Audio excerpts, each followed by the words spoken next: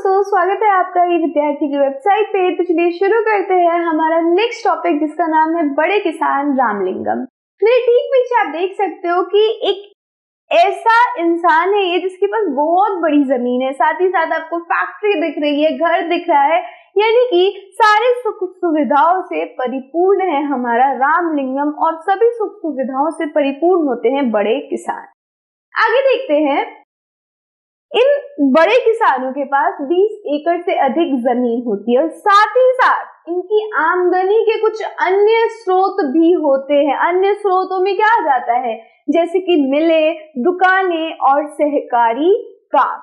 मिलें क्या होंगी? मिल वो होता है जैसे फैक्ट्री होता है, मिल होता है। मिल में आप धान कुटवाने लेके जाते हो, जिसमें आपका धान का जो चावल है वो अलग हो जाता है और उसकी जो ऊपर वाली परत है वो अलग हो जाती है। या फिर आपका जब अपने गेहूं पिसवाने लेके जाते हो तो आपको क्या मिलता है? आटा। तो इन सभी की मिलें होती है। तो हमारे रामलिंगम के पास भी ऐसे धान की मिल है जहाँ पे चावल निकलता है। साथ ही साथ इसकी दुकानें भी है, खाद और बीज की दुकानें हैं, जिससे ये क्या करता है, काम कमाता है, आमदनी इसकी और आती है। साथ ही साथ ये सहकारी काम भी करता है, यानी कि लोगों को मिलाकर, अपने गांव के कुछ लोगों को मिलाकर दूध या फिर कोई और अन्य चीजों को इकट्ठा करता है और फिर उन्हें बाहर किसी और स्थान पर जाकर बेचता है। तो इन तरीकों से हमारे रामलिंगम, इन बड़े किसानों के पास और ज्यादा पैसे आते हैं। साथ ही साथ ये किसान अपनी ज्यादातर फसलें शहरों में जाकर बेचते हैं और अपनी फसलों के अच्छे दाम कमाते हैं, क्योंकि शहरों में क्या होता है, गांव से ज्यादा आपको दाम मिल जाता है और इसकी वजह से इन किसानों का क्या होता है, और अधिक आय हो जाती है। जब भी इन्हें कर्ज की जरूरत पड़ने वाली है, अभी तक हमने देखा था कि जो कलपट्टू गांव के लोग हैं, चाहे वो हमारी तुलसी हो या फिर हमारा शेखर हो, ये दोनों के दोनों ही बड़े जमींदारों से या फिर कर्जदारों से क्या लेते हैं, अपने लिए कर्ज लेते हैं। लेकिन ऐसा ये नहीं करता। ये किससे कर्ज लेगा? ये लेता है कर्ज हमेशा सरकारी बैंकों से। सरकारी बैंकों से क्यों कर्ज लेता होगा? क्योंकि सरकारी बैंक, क्योंकि ये किसान है तो उसको कम दाम पे, कम इंटरेस्ट पे क्या दे देती है, लोन दे देती है, कर्ज दे देती है, जिसको ये आसानी से चुका पाता है। तो इस तरीके से इन किसानों को बहुत ही ज्यादा आय होती है। साथ ही साथ इनको अपने हक का पता होता है कि मेरा क्या क्या हक है, और तो और इन्हें पता होता है कि किस तरीके से अपनी आमदनी को और अधिक बढ़ाया जाए। अब हम ये कह रहे हैं कि अच्छा इनको पता है, तो फिर उन दोनों को क्यों नहीं पता? क्योंकि होता ये है कि लोग जब आपस में बात करते हैं, जब लोग आपस में बैठते हैं, तो वो समझते हैं कि क्या हो रहा है, क्या नहीं हो रहा है। साथ ही साथ अगर आपके पास पैसे हैं तो आपके पास दिमाग भी होता है। आपके पास 10 रुपए आ जाएंगे तो आप कहोगे मैं ना 5 रुपए की टॉफी लूंगी और 5 रुपए का कुरकुरे लूंगी। लेकिन जिसके पास 5 रुपए भी नहीं है, जिसके पास 0 रुपए है, वो क्या सोचता है, जो है उसी में खुश रहता हूँ। तो ऐसा तुलसी और हमारा क्या है, शेखर भी सोचता है। साथ ही साथ इन लोगों को ये भी नहीं पता होता है कि जो सरकार है उनके लिए कितने सारे काम करती है, कितने सारी योजनाएं लेके आती है। तो योजनाओं की जानकारी न होने के कारण भी ऐसे जो लोग हैं वो क्या करते हैं, अपना ठीक से नहीं ग्रो कर पाते, उनको अपॉर्चुनिटीज नहीं मिलती है, उनको अवसर नहीं मिलते हैं कि वो और आगे बढ़ सके।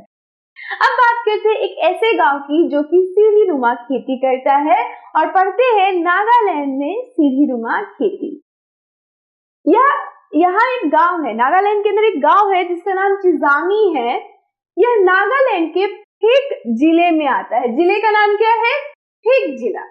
इस गांव में रहने वाले लोग चखेजंग समुदाय के हैं, चखेजंग समुदाय के लोग हैं। और ये जो लोग हैं चखेजंग, वो सीढ़ीनुमा खेती करते हैं।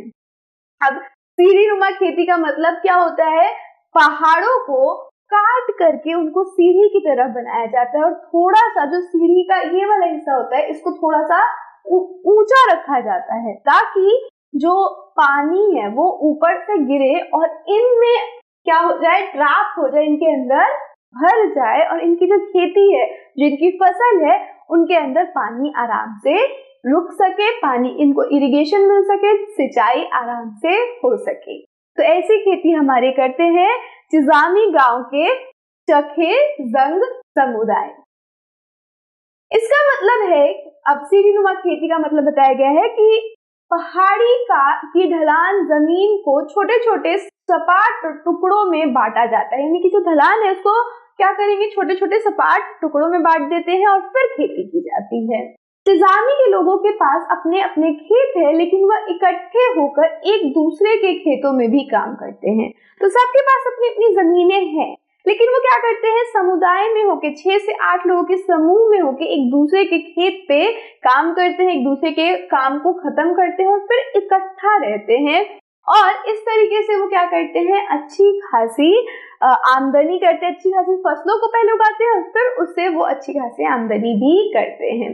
तो वे 6 से 8 लोगों का एक समूह बनाते हैं और इकट्ठा मिलकर पहाड़ के एक हिस्से पर घास पतवार साफ करते हैं, या फिर कोई भी काम, चाहे वो धान की बुआई हो या फिर कटाई हो या कोई भी, जो भी आपका खेतों के अंदर काम आएगा ना, तो वो ऐसे ही समूह बनाकर काम करते हैं और इस तरीके से यहाँ के लोग अपना आजीविका चलाते हैं। तो ये था हमारा ये चैप्टर। लेकिन अभी एक और चीज बाकी है, वो है अरुणा और पेरीवेलन की कहानी, और उसके बाद हम देखेंगे हमारे भारत के अंदर इन मजदूरों की क्या दशा है, किस तरीके से ये लोग रहते हैं और क्या क्या चीजें हो रही है भारत के अंदर। So I'll see you in the next video. Till then, stay safe and keep learning with us. Bye bye.